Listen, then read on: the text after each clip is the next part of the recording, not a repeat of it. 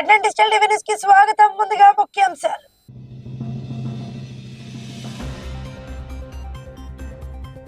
స్థానిక ఎమ్మెల్యేలపై Balasani hot comments. ప్రజా పాలనపై దృష్టి పెట్టకుండా ఇతర వ్యవహారాల్లో బిజీగా ఉన్నారని విమర్శలు.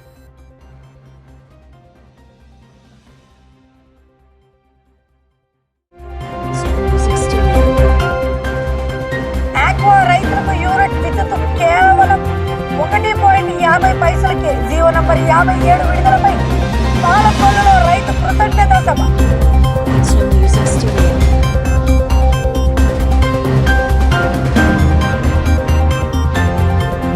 సీల్ నుంచి తప్పించుకునేందుకు బోట్లోకి దూకిన పెంగ్విన్. మంచు కొండపై ఉన్న మిత్రులను చెంతకు చేర్చిన బోట్ సిబ్బంది. సోషల్ మీడియాలో వైరల్ గా మారిన ఆసక్తికర వీడియో.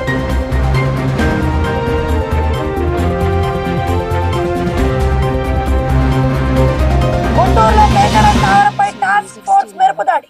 29 జూదార్లు అదుపులోకి. 23,77,120 నగదు స్వాధీనం.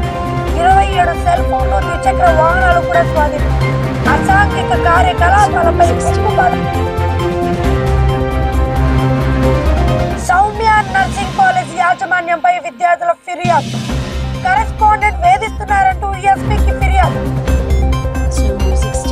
పర్తిపాడు నియోజకవర్గ ఎమ్మెల్యే రామాంజనేయులపై బలసాని హాట్ కామెంట్స్ చేశారు.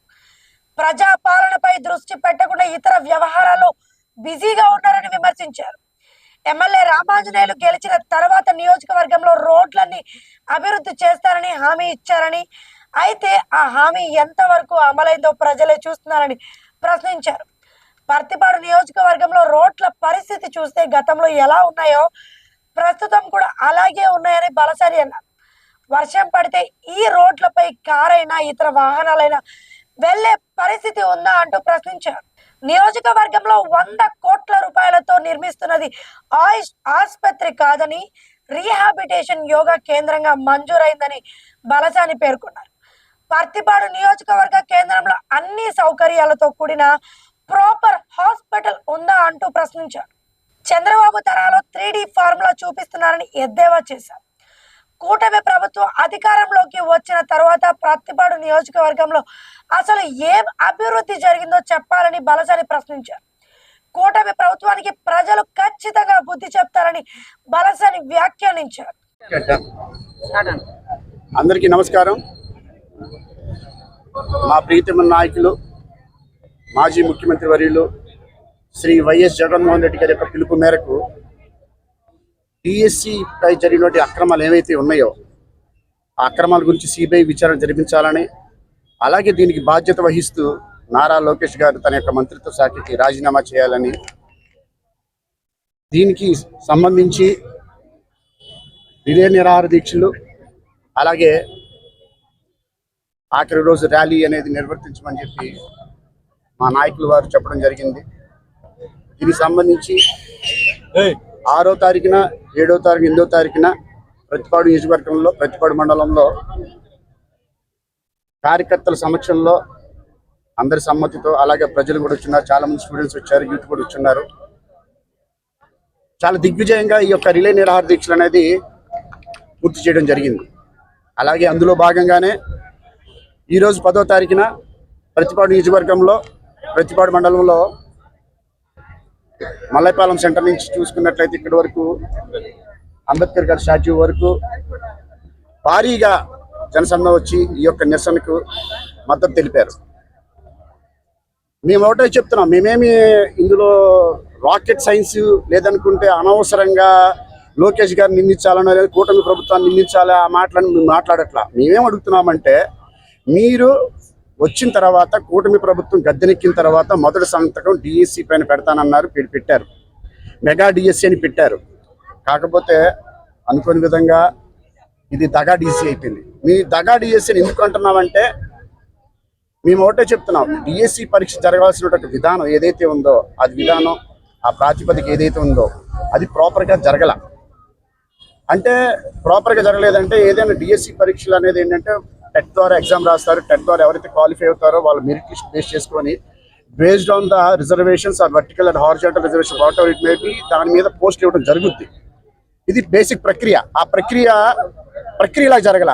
గతంలో స్పోర్ట్స్ కోటా 2% ఉన్నట్లయితే దాన్ని సడన్ గా 3% చేసినటువంటి కూటమి ప్రభుత్వం. అది ఎందుకు చేసిందని మేము అడుగుతున్నాం. ఎందుకు చేసిందంటే సడన్ గా జీవో నెంబర్ 47 జీవోని సడన్ గా ఒకరోజు తీసుకొచ్చి 2 నుంచి 3% స్పోర్ట్స్ కోటా పెంచారు. ఎందుకు పెంచారు? ఫస్ట్ పాయింట్, ఎందుకు పెంచారు?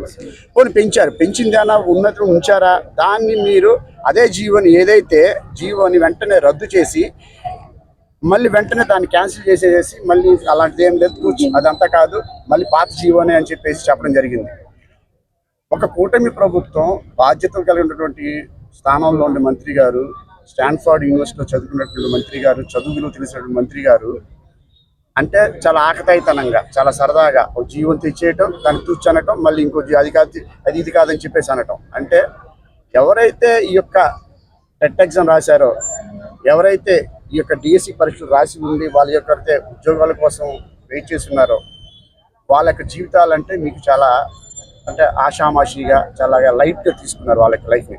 వాళ్ళ జీవితాలే కాకుండా వాళ్ళ ఎక్కడైతే చదువు చెప్పినట్టు పిల్లల భవిష్యత్తు ఉందో ఆ పిల్లల భవిష్యత్తు కూడాను మీరు లైట్గా తీసుకున్నట్టే. ఎందుకంటే మీరు స్పోర్ట్స్ కోటాలో చేర్చినటువంటిది యారో జీవో వచ్చి లాంచ్ చేశారు. జీవో అయిపోయిన తర్వాత జీవోని క్లోజ్ చేసే లోపలే మీరు దగ్గర స్పోర్ట్స్ కోటాలో 400 చిల్లర మందికి మీరు ఉద్యోగాలు ఇవ్వడం జరిగింది.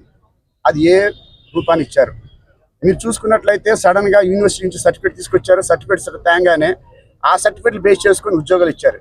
ఎవరైనా అడిగితే గేమ్ ఆడితే ఇస్తారు, లేదనుకుంటే స్పోర్ట్స్ కోటా అంటే పక్కాగా ఈటీలు ఉంటారు, చక్కగా వాళ్ళు మెయిన్ గేమ్స్ ఏమైతే ఉంటాయో అలాంటి గేమ్స్ మీద పెట్టకోకుండా వీళ్ళని జస్ట్ ఒక యూనివర్సిటీ దట్టు వాళ్ళ అనుబంధ సంస్థలు ఉన్నటువంటి యూనివర్సిటీ ద్వారా వాళ్ళకి సర్టిఫికేట్ తీసుకొచ్చి దొడ్డిదారిన 411 ఉద్యోగాలు అనేది ఇవ్వటం జరిగింది.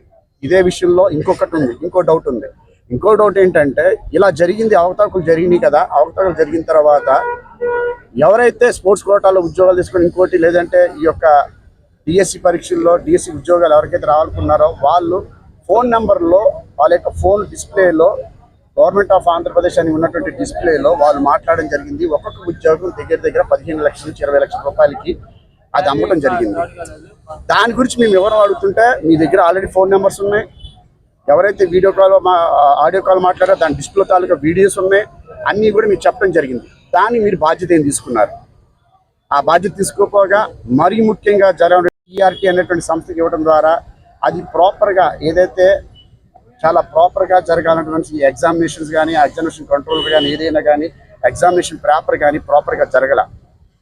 అసలు డిజిటల్ లాక్ అనేది ఎవరి దగ్గర ఉంది? డిజిటల్ లాక్ అనేది చాలా క్వశ్చన్ పేపర్ డిజిటల్ లాక్ ఏదైతే ఉంటుందో చాలా భద్రంగా ఉండాల్సిన విషయం. ఆ డిజిటల్ లాక్ విషయంలో మీరు ఎంత జాగ్రత్త పడ్డారు? ఎందుకు మీరు జాగ్రత్త పడలేదు అనడానికి రీజన్స్ ఏంటంటే అదే అవుట్ సోర్సింగ్లో జాబ్ చేస్తున్నటువంటి నవీన్ అనేటువంటి వ్యక్తి ఎవరైతే ఉన్నారో ఆ నవీన్ అనేటువంటి వ్యక్తికి ఫస్ట్ ర్యాంక్ వచ్చింది. ఇది నిజమా కాదా? ఇది నిజమా కాదనుకుని మీరు ప్రూవ్ చేయండి. మళ్ళీ మీరు ఏదైతే విషయాన్ని మీరు తీసుకొచ్చామో ముందుకి ఇలాగ ఫస్ట్ ర్యాంక్ వచ్చింది అవుట్ సోర్సింగ్ పర్సన్కి నవీన్ అనే వ్యక్తికి అని చెప్పి అన్నప్పుడే వెంటనే మళ్ళీ అతన్ని లిస్టులో నుంచి తొలగించడం జరిగింది. ఇది ఎంతవరకు సబబు? సరే, అది తొలగించారా లేదా అన్నది మీరు ప్రూవ్ చేసుకోవాలా. మీరు ఇవన్నీ కూడాను ఏదైతే మేము చెప్తున్నామో మా డౌట్స్ ఏవైతే ఉన్నాయో మా డిమాండ్స్ ఏవైతే ఉన్నాయో ఈ యొక్క 5 వాటికి ఏదైతే మేము అడుగుతున్నామో మా డౌట్లు ఏవైతే ఉన్నాయో మీరు దీనికి సమాధానం చెప్పమని అడుగుతున్నాం. పోనీ మీరు చెప్పడానికి ఇష్టపడలా, ఎందుకంటే మీరు తప్పు చేయలేదని మీరు అనుకుంటున్నారు. ఎందుకంటే మీరు చేసినవి అన్నీ ఒప్పులే, ఇప్పటివరకు వచ్చిన దగ్గర నుంచి అన్నీ ఒప్పులే చేశారు కాబట్టి ఇది కూడా ఒప్పుల్లోకి వెళ్ళుద్ది. కాబట్టి మీరు చేసిన అన్నీ కూడాను ఒప్పుల్లో ఉన్నాయి, కానీ మాకేది తప్పుల్లో ఉన్నాయి. ప్రజలు ఇదంతా కూడా గమనిస్తున్నారు. కూటమి ప్రభుత్వాన్ని ఇప్పుడే హెచ్చరిస్తున్నాం. చంద్రబాబు నాయుడు గారు ఫస్ట్ ఆఫ్ ఆల్ మిమ్మల్ని నమ్మి ఎవరైతే ఓట్లు వేశారో ఈ ఓటర్కు హామీలతో ఓట్లు వేశారో వాళ్ళు మిమ్మల్ని నుంచి ఏదో కోరుకొని వేశారు, కానీ మీ నుంచి ఆశిస్తున్నటువంటి యొక్క పాలన అయితే కాదు. ఎందుకంటే మీ పుత్రుల వారికి నారా లోకేష్ గారికి మీరు మంత్రిత్వ శాఖ కట్టబెట్టారు. దానికి బాధ్యత వహిస్తూ ఏదైనా హుందాతనంగా అరే నిజంగా ఇందులో ఏం జరిగిందో జరిగి ప్రూవ్ అయ్యేదాకా అట్లీస్ట్ ఏదైతే మీ సిబిఐ విచారణ అని చెప్తున్నామో ఆ సిబిఐ విచారణ జరిగి మీరు మీరేం జరగలేదు, మీరు నిజాయితీ పరులు అని చెప్పి మీరు క్లీన్ చిట్ ఇచ్చేంత వరకు మీ యొక్క మంత్రిత్వ శాఖకి ఎందుకని మీరు రాజీనామా చేయట్లా? అట్లీస్ట్ టెంపరీగా చేయండి, మీరు ప్రూవ్ చేసుకోండి. లేదు ఇతను కరెక్ట్గా ఉన్నాడు, పర్ఫెక్ట్ పర్సన్, ఇతను మిల్క్ బాయ్, నో డౌట్, నేను క్లీన్ చిట్ ఇచ్చేసామని చెప్పంటే మళ్ళీ మీ యొక్క మంత్రిత్వ శాఖలో ఉండండి. ఎవరొద్దన్నారు? మీరు అది చేయకపోగా మేము చేసేది తప్పు, ఇది కావాలని చేస్తున్నారు. 16,000 మందికి మీరు ఉద్యోగాలు ఇచ్చారబ్బా.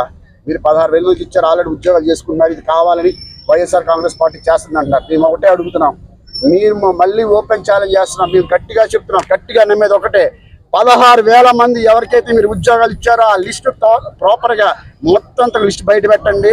మీరు ఎవరెవరికి ఇచ్చారు, ఎలా ఇచ్చారు, ఏ దొడ్డిదారిని ఇచ్చారు అనేది మొత్తం మేము బయట పెడతాం. మీకు ఆ దమ్ము ఉంటే మీరు ఆ డిస్ప్లేలు పెట్టండి 16,000 మందిని. మళ్ళీ రీసెంట్గా కూడా ఇంకొక 400 మందికి కూడాను మళ్ళీ డిఎస్సి దానికి మళ్ళీ ఓపెన్ చేయడం జరిగిందని ఉన్నాం. మళ్ళీ తర్వాత కూడా ఇది కవర్ చేయడానిక, మీరు చేసిన తప్పులు కవర్ చేయడానికి మళ్ళీ ఇది ఓపెన్ చేశారా, లేదనుకుంటే ఇంకొక తప్పు ఇంకొక స్కామ్ చేయడానికి ఇది ఓపెన్ చేశారా అన్నది అది కూడా తెలియాల్సిన విషయమే. అది కూడా కూటమి ప్రభుత్వం సమాధానం చెప్పాలా. మేము ఒకటే డిమాండ్ చేస్తున్నాం, మేమేమి బురద చల్లట్లేదు. డిఎస్సి పరీక్షలో జరిగినటువంటి ఏవైతే అక్రమాలు ఏవైతే ఉన్నాయో అది వెంటనే సిబిఐ విచారణ జరిపించాలా. సిబిఐ విచారణ జరిగేంత వరకు నారా లోకేష్ గారు దీనికి బాధ్యత వహిస్తూ హుందాగా మెచ్యూర్డ్గా ఆయన యొక్క మంత్రిత్వ శాఖ నుంచి పక్కకు తొలగి మళ్ళీ క్లీన్ చిట్ కావాలనుకుంటే జాయిన్ అవ్వమని చెప్పడం మాకు ఎలాంటి అభ్యంతరాలు లేవు. అలాగే ఏదైతే ఈ కూటమి ప్రభుత్వం ఇప్పటి వరకు ఎన్నో కూటమి హామీలు ఇచ్చి ఎన్నో ప్రజలను మోసం చేస్తున్నారో, మరి ముఖ్యంగా చెప్పాలంటే విద్య విషయంలో ఈ యొక్క కూటమి ప్రభుత్వం చేసినటువంటి పన్నాగాలు అన్నీ కాదు. వసతి దీవెన అన్నారు, అది ఎగ్గొట్టారు. అలాగే తల్లికి వందనం అన్నారు, అది ఎగ్గొట్టారు. లేదు అనుకున్నట్లయితే నిరుద్యోగ భృతి కింద డబ్బులు ఇస్తానన్నారు, అది ఇవ్వట్లేదు. దగ్గర ఈరోజు చూసుకున్నట్లయితే కూటమి ప్రభుత్వం ఉన్న బకాయిలు, ప్రజలకి పథకాల ద్వారా చెందాల్సిన బకాయిలు 9,500 కోట్ల రూపాయలు ఉన్నాయి. ఈ 9,500 కోట్ల రూపాయలు వెంటనే చెల్లించాలని ఈ కూటమి ప్రభుత్వాన్ని డిమాండ్ చేస్తున్నాం. అలాగే ఏదైతే మీరు ఇచ్చినటువంటి పథకాలు అవన్నీ కూడాను అమలులోకి తీసుకొచ్చి రానున్నటువంటి 2 సంవత్సరాల్లో కూడాను ఈ యొక్క పథకాలను కంటిన్యూ చేయాలని చెప్పి ఈ యొక్క కూటమి ప్రభుత్వాన్ని డిమాండ్ చేస్తూ ఈ యొక్క దీనికి బాధ్యత వహిస్తూ డిఎస్సికి బాధ్యత వహిస్తూ నారా లోకేష్ గారు వెంటనే రాజీనామా చేయాలని చెప్పి వైఎస్ఆర్ కాంగ్రెస్ పార్టీ కార్యకర్తల నుంచి నాయకులు అందరం కూడాను డిమాండ్ చేస్తున్నాం. ఇలా కాని పక్షంలో మీరు కానీ ఇలా కాకుండా మేము చేసినా మమ్మల్ని ఎవరు ఆపలేరు, మమ్మల్ని ఆపేవాడు ఎవరు లేరు, మేము ఏం చేసినా కానీ చెల్లుబాటు అవుతుందని మీరు అనుకున్నారేమో. రేపటి రానున్న రోజుల్లో వైఎస్ఆర్ కాంగ్రెస్ పార్టీ 200% 2029లో ఎట్టి పరిస్థితుల్లో గద్దెనెక్కుద్ది, గవర్నమెంట్ వస్తామో ఆ రోజు మీరు చేసినటువంటి కూడాను మీకులాగా చెయ్యం. ఈ రెడ్ బుక్ రాజ్యాంగాలు ఇవన్నీ మేము చెయ్యము. మేము ప్రాపర్గా లీగల్గానే త్రూ ప్రాపర్ ఛానల్ లీగల్గానే మీ పైన యాక్షన్ తీసుకుంటామని చెప్పి హెచ్చరిస్తూ సెలవు తీసుకున్నాను. Thank you. వర్గాల్లో నియోజకవర్గాలు ప్రతి చోట ప్రతి నియోజకవర్గంలో, ప్రతి పల్లెల్లో, ప్రతి గ్రామంలో ఎక్కడో చోట ఇలాంటి సంఘటనలు చాలా జరిగినాయండి. కానీ ఏంటంటే ఈ రెడ్ బుక్ రాజ్యాంగాన్ని పేరు పెట్టుకొని ఇక్కడ వీళ్ళు ఎలా తయారైపోయారంటే, ఇక కూటమి ప్రభుత్వం వాళ్ళు మమ్మల్ని అడిగేవాడు ఎవరు లేడు, మేమేం చేసి మేము ఆడింది ఆట పాడిందే పాట, మమ్మల్ని ఎవరు అడుగుతారు, ప్రజలది ఏముంది, వాళ్ళకి మళ్ళీ ఆ టైం మేము పథకాలు ఇస్తామని చెప్పి అంటాము, దీనికంటే పథకాలు ఇచ్చి మోసం చేస్తాము, మళ్ళీ మాకు ఓట్లు వేస్తారు, లేదనుకుంటే మా దగ్గర అందరూ కూడా బిజినెస్ పీపుల్ ఉన్నారు, అవసరమైతే ఓట్లు కొనుక్కుంటాము, లేదనుకుంటే ప్రజల్ని కేసుల ద్వారా బెదిరిస్తాము, ఏదో విధంగా చేసి మళ్ళీ మేము గద్దెనెక్కి ఎక్కేయగలమన్నటువంటి భ్రమలో ఉన్నారే తప్ప నిజంగా చూసుకోండి మొదటి నుంచి కూడా ఎంతమందికి అంటే రేపులు చేస్తున్నారు, ఆడపిల్లలు వచ్చి షాప్ పెడుతున్నారు, జనసేన పార్టీలు ఉన్నారు, టీడీపీ పార్టీలు ఉన్నారు, అన్ని కూటమి ప్రభుత్వం ఉన్నటువంటి పార్టీల వాళ్ళందరూ కూడా ఏమి చేసినా కానీ అసలు పోలీసు వాళ్ళు ఎఫ్ఐఆర్ తీసుకోవడానికి అసలు ముందుగా రావట్లా. అసలు పోలీసు వాళ్ళు ఎఫ్ఐఆర్ తీసుకోవాలనుకుంటే అది తీసుకోవట్లా. ఎందుకు తీసుకోవట్లేదు అంటే మేము త్రూ కోర్టు ద్వారా వెళ్తే కానీ అవుతుంది తప్ప పోలీసు వాళ్ళు పూర్తిగా కూడాను కూటమి ప్రభుత్వానికి తొత్తులుగా మారిపోయారు. వాళ్ళైతే మటుకు వాళ్ళు కూడా నిజం చెప్పాలనుకుంటే పసుపు చొక్కాలు వేసుకుని వాళ్ళు కూడా తిరిగితే బాగుంటుంది అనిపిస్తుంది తప్ప నిజంగా న్యాయం చేద్దాం, ప్రజలకు మనం వచ్చాం, బాధ్యత ఉన్నటువంటి యొక్క ఉద్యోగంలో ఉన్నాం, న్యాయం చేద్దాం అని చెప్పి పోలీసు వారు అస్సలు లేరు. వాళ్ళు అసలు సహకరించడం కానీ ప్రజల పట్ల ఏదైతే కష్టాలు మేము అంతేందుకు మా ప్రతిపాడు నియోజకవర్గంలోనే మీకు వెరీ ఫస్ట్ జరిగినటువంటిది మన నందిపాడు గ్రామం అనుకుంటా. నందిపాడు గ్రామంలో మొదటి రోజు ఆ కుర్రవాడిని మంగళ కుర్రవాడిని చంపేసేసారు. నైట్ ఈవినింగ్ తీసుకెళ్ళి వచ్చి చంపారు.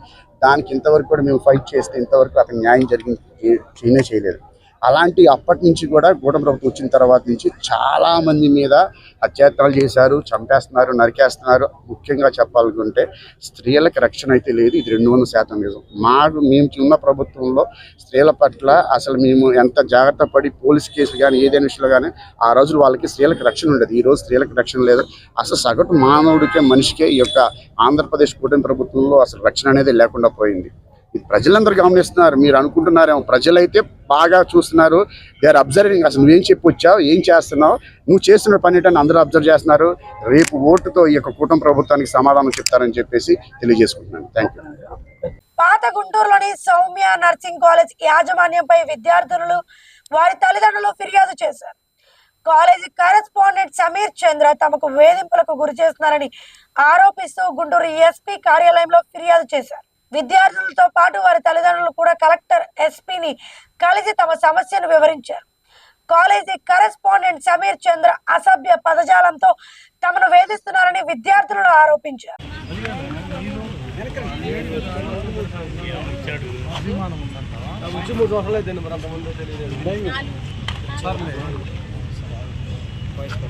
చెప్పరా మొన్న నైట్ 7 గంటలకు వస్తుంది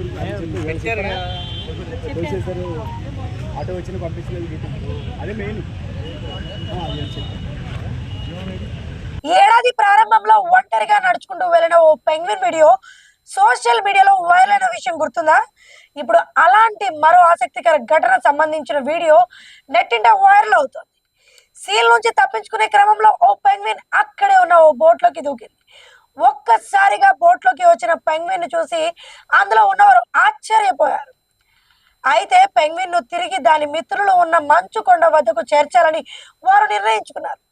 పెంగ్విన్ ని సురక్షితంగా మంచుకొండపైకి చేర్చి దాని మిత్రుల వద్దకు పంపించారు.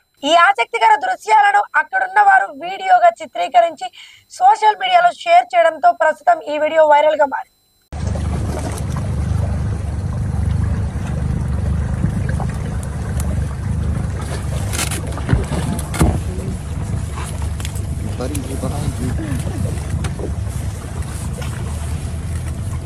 You're gonna make them jealous.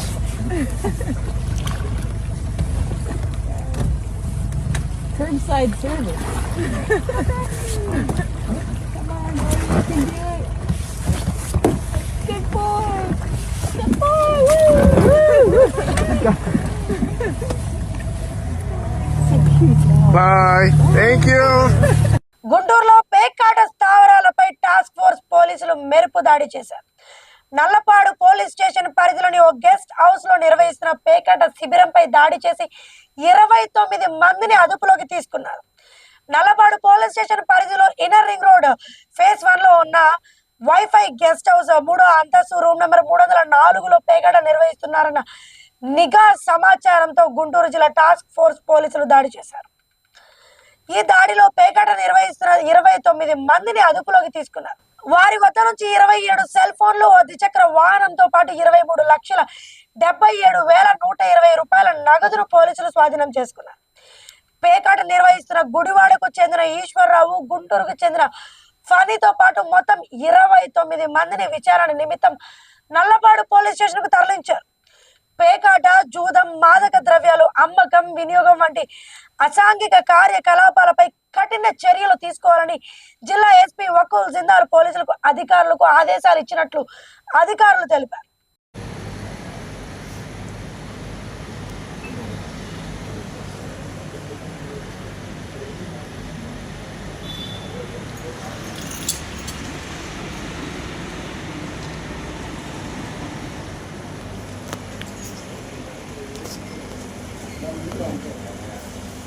Aqua రైతులకు యూనిట్ విద్యుత్ కేవలం ₹50 అందించేలా ప్రభుత్వం జీవో నెంబర్ 57 విడుదల చేయడంపై పాలకొల్లో రైతు కృతజ్ఞత సభ ఘనంగా జరిగింది. పశ్చిమ గోదావరి జిల్లా పాలకొల్లో జరిగిన ఈ సభలో మంత్రులు కింజారావు, అచ్చెన్నాయుడు, నిమ్మల రామనాయుడు, గొట్టిపాటి రవికుమార్, ఉప సభాపతి రఘు రామకృష్ణం రాజుతో పాటు పలువురు ఎమ్మెల్యేలు, ప్రభుత్వ పెద్దలు, ఆక్వా రైతులు పాల్గొన్నారు. గుడివాడ ఎమ్మెల్యే వెనిగండ్ల రాము, ఏపీఎస్డబ్ల్యూ చైర్మన్ రవి వెంకటేశ్వరరావు, గుడివాడ ప్రాంతానికి చెందిన ఆక్వా రైతులు ప్రత్యేకంగా సభలో పాల్గొన్నారు. సభకు ముందు పాలకొల్లు ప్రభుత్వ అతిథి గృహంలో మంత్రులు, ఎమ్మెల్యేలతో గుడివాడ ఎమ్మెల్యే రాము సమావేశమై నియోజకవర్గ సమస్యలపై చర్చించారు.